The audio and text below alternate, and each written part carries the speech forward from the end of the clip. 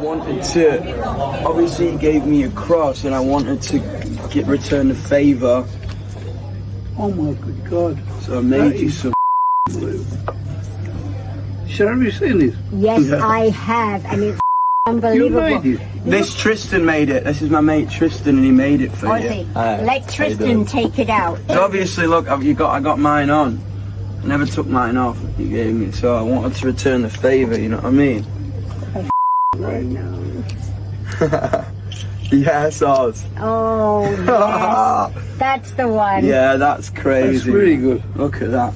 Thank you. Of course, man. Thank you, man, for everything, man. English rocker Yungblud has publicly honored his close friend and mentor Ozzy Osbourne, just hours after delivering a heartfelt reading at the heavy metal icon's private funeral in Buckinghamshire. The 27-year-old singer, born Dominic Harrison, shared an emotional post on Instagram, showcasing a photo of the silver cross necklace Ozzy gifted him back in 2022 during the filming of his music video for the funeral. Ozzy, the legendary Black Sabbath frontman, passed away on July 22 at the age of 76. In the years since their meeting in 2022, Ozzy and Yungblud had developed a deep, father-son-like bond. That connection was further cemented when Yungblud returned the favor by designing a custom cross necklace, which he presented to Ozzy before Black Sabbath's final performance at Villa Park in Birmingham. In the Instagram caption accompanying the necklace photo, Yungblud wrote, "Good night, Oz. Your light will forever shine. I love you." Many fans interpreted this symbolic exchange as Ozzy officially passing the torch of darkness to the young artist. Yungblud has since called the necklace from Ozzy the most cherished possession he owns and has vowed to perform Changes, a Black Sabbath classic, in tribute at future shows. Ozzy's funeral took place on the grounds of his expansive 250-acre estate near Gerrards Cross, Buckinghamshire, a location he had always envisioned as his final resting place. He was laid to rest near a lake, surrounded by his family and close friends. His wife Sharon, 72, and their children, Jack, Kelly, and Amy, attended alongside numerous stars from the rock world. Notable attendees included Marilyn Manson and his wife Lindsay Usick, Black Sabbath's guitarist Zakk Wylde, and filmmaker-musician Rob Zombie. Guests arrived dressed in true heavy metal fashion, dark, gothic attire with plenty of skull motifs and black leather. The property was adorned with striking floral arrangements, including a bold and unapologetic tribute spelling out Ozzy Osbourne beside the lake. Another version of the floral Ozzy piece, originally displayed during Wednesday's public procession in Birmingham, was later placed atop a fountain on the estate. Marquees were set up for the guests to shelter from the rain, and a music stage was erected near the lake for tributes.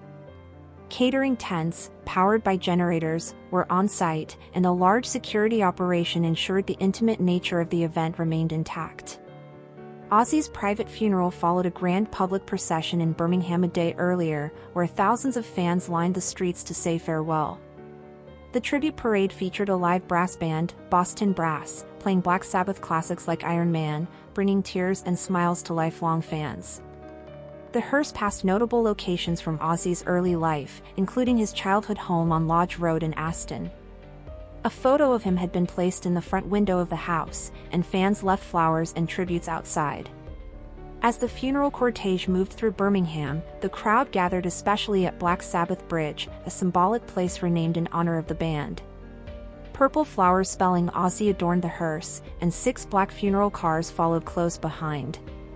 The city also honored Ozzy with a tribute from the Coldstream Guards, who performed a rendition of Paranoid during the changing of the guard at Buckingham Palace, a rare tribute for a rock musician. Inside Birmingham's museum, a special exhibition titled Ozzy Osbourne, 1948 to 2025 Working Class Hero drew large crowds of fans who came to leave messages in a book of condolences. The Osbourne family, in coordination with Birmingham City Council, helped fund and organize the memorial events. Among those who attended the private ceremony were Ozzy's fellow Black Sabbath bandmates, Tony Iommi, Bill Ward, and Geezer Butler, as well as Metallica frontman James Hetfield and music legend Elton John, who reportedly hoped to join the family for the farewell. According to sources, the Osbourne family was moved by the outpouring of support and tributes they received from fans across the world. Ozzy had spoken openly over the years about how he wanted his funeral to be a joyful celebration rather than a somber event. In a 2011 interview, he joked about wanting pranks like knocking sounds coming from inside his coffin or a recorded video where he questions the diagnosis of death. He emphasized that life should be celebrated and insisted he didn't want a mope fest. He also made clear his desire for a burial rather than cremation. In his 2010 autobiography I Am Ozzy, he humorously expressed that he wanted to be laid to rest in a peaceful garden beneath a crabapple tree so that the kids can make wine out of me and get pissed out of their heads. He envisioned a humorous epitaph: Ozzy Osbourne, born 1948. Died, whenever. He bit the head off a bat. Ozzy's last public performance took place on July 5 at Villa Park in Birmingham, just weeks before his death. More than 42,000 fans attended the Back to the Beginning concert.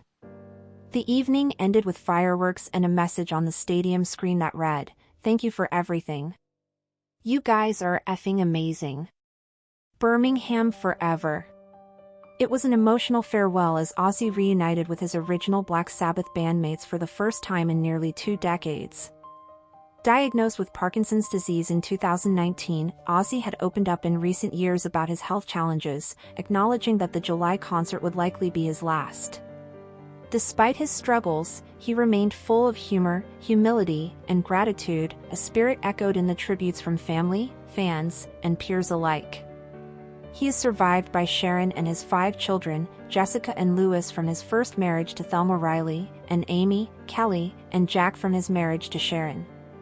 The news of Ozzy's death broke on July 22, with the family releasing a statement that he had passed surrounded by love.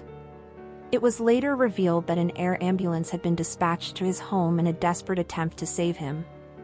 Despite the emergency response, Ozzy died peacefully at his countryside mansion, just as he had wished.